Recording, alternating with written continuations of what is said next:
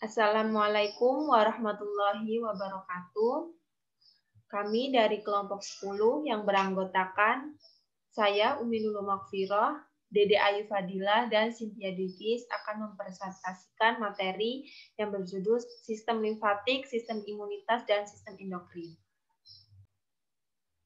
Submateri pokok pada presentasi kali ini yang pertama ada sistem limfatik, sistem imunitas, dan sistem endokrin. Sistem limfatik itu meliputi fungsi sistem limfatik, organ-organ limfatik, dan kelainan sistem limfatik. Yang kedua ada sistem imunitas, pembahasannya meliputi hubungan imunitas dengan imunisasi, imunisasi, tujuan imunisasi, manfaat imunisasi, jenis-jenis imunisasi, macam-macam imunisasi, dan kelainan sistem imunisasi. Yang ketiga ada sistem endokrin, ini meliputi fungsi sistem endokrin, kelenjar endokrin pada manusia, kemudian ada mekanisme kerja sistem endokrin, dan gangguan pada sistem endokrin.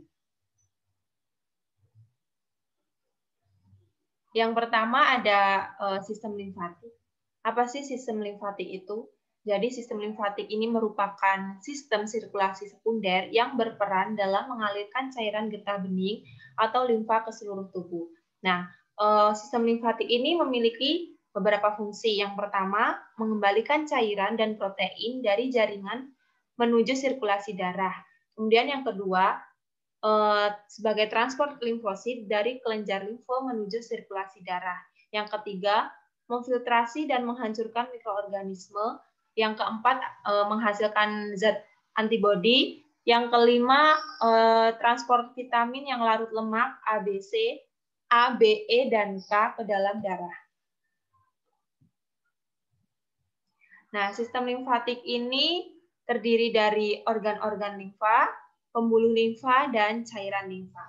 Yang pertama ada organ-organ limfa. Organ-organ limfa ini meliputi terdiri dari nodus limfa, timus, tonsil, dan limfa. Yang pertama ada nodus limfa. Jadi nodus limfa ini dia menyaring dan menghancurkan partikel asing agar tidak menyebar ke jaringan tubuh. Nodus limfa ini terdapat di dasar mulut, leher, paha, dan siku. Kemudian yang kedua ada timus. Timus ini terletak di dada dan memproduksi limfosit T. Yang ketiga ada tonsil. Tonsil ini terletak di bagian kanan kiri faring di belakang rongga mulut. Dan dia ini berfungsi untuk menahan kuman yang masuk melalui mulut, hidung, dan kerongkongan. Kemudian yang keempat ada limfa atau lien. Nah, jadi limfa ini terletak di sebelah kiri abdomen, kemudian berfungsi menghasilkan limfosit dan antibodi, menghancurkan sel darah putih dan trombosit, dan menghasilkan sel darah merah pada masa janin. Nah, yang selanjutnya ada pembuluh limfa. Jadi, seluruh tubuh kita ini hampir semua jaringan tubuhnya itu memiliki pembuluh limfa, kecuali sistem saraf pusat, bola mata, telinga dalam, epidermis kulit, dan tulang. Selanjutnya ada cairan limfa. Nah, cairan limfa ini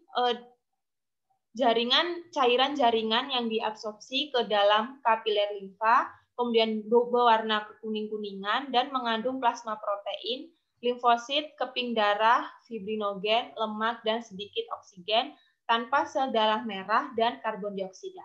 Nah, dapat dilihat di sini gambar, kemudian bagian-bagiannya. Di sini ada tonsil, kemudian ada nodus limfa, kemudian timus, dan limfanya. Nah, selanjutnya ada kelainan sistem limfatik. Nah, jadi kelainan sistem limfatik ini yang pertama ada limfangitis, jadi atau inflamasi sebuah pembuluh darah atau peradangan. Jadi dapat dilihat di sini gambar limfangitis. Ini disebabkan peradangan atau infeksi pada saluran limfe, dan sebagian besar kondisi ini disebabkan oleh infeksi bakteri. Kemudian yang kedua ada limfadenitis atau inflamasi satu nodus limfa atau lebih. Yang ketiga ada limfadema, ya ini atau peningkatan jumlah cairan limfa dalam jaringan lunak, dan limfadenopati atau pembesaran nodus limfa. Ini dapat dilihat gambar kelainan sistem limfatik pada limfadema, di mana pembekakan yang bisa terjadi pada lengan atau kaki. Nah, akibat adanya penumpukan cairan yang disebabkan oleh gangguan pada sistem limfatik atau vitamin. Selanjutnya, hubungan imunitas dengan imunisasi. Hubungan imunitas dengan imunisasi adalah dengan adanya pemberian imunisasi, maka akan mengaktifkan dan merangsang sistem imunitas yang ada di dalam tubuh untuk membuat zat kekebalan tubuh atau antibodi terhadap suatu penyakit tertentu. Imunisasi. Imunisasi merupakan usaha memberikan kekebalan pada bayi dan anak dengan memasukkan vaksin ke dalam tubuh. Yaitu melalui imunisasi tubuh tidak terserang penyakit menular. Yang kedua, imunisasi sangat efektif mencegah penyakit menular. Ketiga, imunisasi menurunkan angka mortalitas dan mortalitas, angka kematian pada balita. Kemudian ada manfaat imunisasi. Manfaat imunisasi itu ada pada untuk anak, untuk keluarga, dan untuk negara. Untuk anak yaitu mencegah penderitaan yang disebabkan oleh penyakit dan kemungkinan cacat dan bahkan kematian. Untuk keluarga, menghilangkan kecemasan dan psikologi pengobatan bila anak sakit. Kemudian untuk negara, memperbaiki tingkat kesehatan, menciptakan bangsa yang kuat, dan berakal untuk melanjutkan pembangunan negara. Jenis-jenis imunisasi. Jenis-jenis imunisasi ini ada imunisasi aktif dan imunisasi pasif. Imunisasi aktif merupakan pemberian suatu bibit penyakit yang telah dilemahkan atau vaksin agar nantinya sistem imun tubuh merespons spesifik dan memberikan suatu ingatan terhadap antigen ini, sehingga ketika terpapar lagi tubuh dapat mengenali dan meresponnya. Kemudian imunisasi pasif, yaitu merupakan suatu proses untuk meningkatkan kekebalan tubuh dengan cara pemberian zat imunoglobulin. Macam-macam imunisasi, yaitu ada imunisasi BCG, kemudian yang kedua ada DPT, yang ketiga ada campak, yang keempat ada polio, yang kelima ada hepatitis B. Kelainan sistem imunitas, yaitu yang pertama ada gangguan autoimun. Penyakit autoimun merupakan penyakit yang terjadi di mana sistem kekebalan tubuh menyerang sel-sel yang sehat di dalam tubuh. Sedangkan sistem kekebalan tubuh yang seharusnya berfungsi untuk melindungi tubuh dari penyakit dan sel jahat seperti bakteri maupun virus. Kemudian yang kedua ada multiple sclerosis. Multiple sclerosis adalah penyakit autoimun yang menyerang lapisan pelindung di sekitar syaraf dan sumsum tulang belakang. Orang dengan penyakit ini dapat menunjukkan gejala seperti kebutaan, koordinasi yang buruk, kelumpuhan, otot menegang, mati rasa, dan lemah. Gejala bisa bervariasi karena lokasi dan tingkat serangannya berbeda di antara individu. Kemudian yang ketiga ada alergi. Alergi adalah suatu kondisi di mana sistem imun tubuh menjadi terlalu sensitif dalam merespon benda atau senyawa asing yang masuk ke dalam tubuh. Benda atau senyawa sejatinya tidak berbahaya, namun dianggap oleh tubuh sebagai sesuatu yang berbahaya. Contohnya debu, seafood, atau makanan laut, dan lain-lain. Akibatnya terjadilah suatu reaksi dari tubuh, yaitu alergi, yang ditandai oleh sejumlah gejala. Misalnya, ruam pada kulit, kemudian pembengkakan pada mata, bercak, hingga sesak nafas sampai akut. Kemudian ada kanker sistem imun. Maksud dari kanker sistem imun di sini yaitu adalah kanker yang menyerang sel darah putih, karena sel darah putih merupakan bagian dari imunitas tubuh atau leukemia. Selain itu, kanker limfotik juga tergolong sebagai jenis kanker sistem kekebalan tubuh atau sistem imun. Sistem endokrin. Sistem endokrin adalah suatu sistem dalam tubuh manusia untuk melakukan sekresi atau memproduksi hormon yang berfungsi untuk mengatur seluruh kegiatan organ-organ dalam tubuh manusia sesuai dengan yang dibutuhkan organ tersebut. Fungsi sistem endokrin yang pertama yaitu penghasil hormon, di mana dia ini bertugas untuk menghasilkan berbagai macam jenis hormon yang nantinya akan disalurkan ke darah apabila diperlukan oleh jaringan tubuh tertentu. Lalu yaitu ada mengontrol aktivitas, di mana dia ini bertugas untuk mengontrol aktivitas dari kelenjar tubuh agar dapat berfungsi dengan normal dan maksimal. Selanjutnya yaitu merangsang aktivitas, yang bertugas untuk merangsang aktivitas kelenjar tubuh yang kemudian disampaikan ke sistem saraf dan menciptakan suatu efek dan rangsangan tersebut. Lalu ada pertumbuhan jaringan, di mana kelenjar endokrin ini mempengaruhi pertumbuhan jaringan pada manusia agar berfungsi secara maksimal.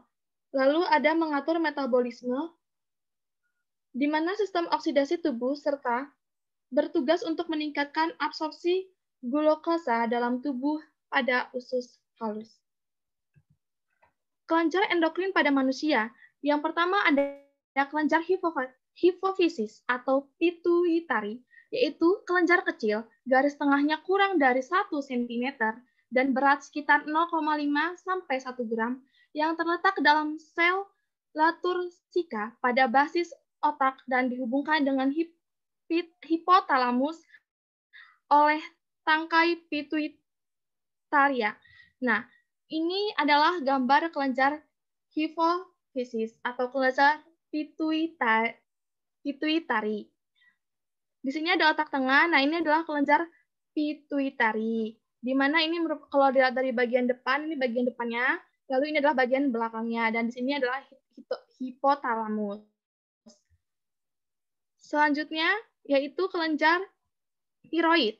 Kelenjar tiroid ini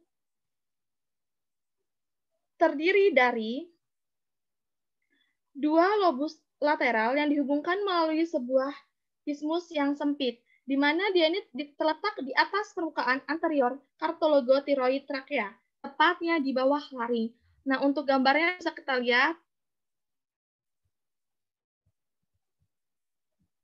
Ini adalah gambar kelenjar tiroid, di mana di sini ada trakea, dan di sini adalah kelenjar tiroid terletak di sini. Lalu yang ketiga yaitu adalah kelenjar paratiroid, yaitu 4 organ kecil yang masing-masing berukuran sebesar biji apel, dan dia terletak pada permukaan terior kelenjar tiroid dan dipisahkan dari kelenjar tiroid oleh kapsul jaringan ikat. Bisa kita lihat gambar kelenjar paratiroid. Nah, ini merupakan gambar kelenjar paratiroid. Nah, ini nih kelenjar paratiroid. Nah, di sini kelenjar tiroidnya. Lalu yang keempat yaitu adalah kelenjar adrenal. Adalah 2 massa triangular pipih berwarna kuning yang terutama pada jaringan adipose. Lalu yang kelima ada pankreas endokrin. Sel endokrin dapat ditemukan dalam pulau Langerhans, yaitu kumpulan sel kecil yang tersebar di seluruh organ. Lalu ada kelenjar pineal, yaitu kelenjar yang terbentuk dari jaringan saraf dan terletak di langit-langit ventrikel ketiga otak. Nah, untuk kelenjar pineal ini gambarnya bisa kita lihat. Ini adalah kelenjar pineal. Lalu yang ketujuh adalah kelenjar timus, yaitu terletak di dalam toraks, kira-kira pada ketinggian bifurkasi trakea. Lalu yang ke-8 ada kelenjar kelamin atau gonad, di mana kelenjar kelamin atau gonad ini merupakan organ reproduksi utama yang terdiri atas testis pada pria dan ovarium pada wanita. Lalu ada mekanisme kerja. Mekanisme kerja dari sistem endokrin. Bagaimana sih mekanismenya? Nah, kelenjar endokrin ini akan mengeluarkan hormon apabila ada stimulus atau rangsangan, di mana hormon yang akan dikeluarkan kemudian diangkut oleh darah menuju kelenjar-kelenjar yang sesuai, sehingga bagian tubuh yang sesuai tersebut akan merespon. Misalnya insulin yang disekresikan pankreas apabila kadar gula dalam darah tinggi. Lalu ada kelainan sistem endokrin. Yang pertama ada diabetes. Yang kedua yaitu sindrom Cushing. Sindrom Cushing ini terjadi karena kelebihan hormon kortisol yang dihasilkan oleh kelenjar adrenal, di mana gejalanya ini bisa berupa kita mudah lelah, merasa sangat haus, muncul lemak di antara bahu seperti punuk, dislokasi kulit, misalnya memar, sering buang air kecil, gula darahnya tinggi, tekanan darah pun tinggi, serta perubahan mood yang tak menentu. Itu merupakan gejala dari sindrom Cushing.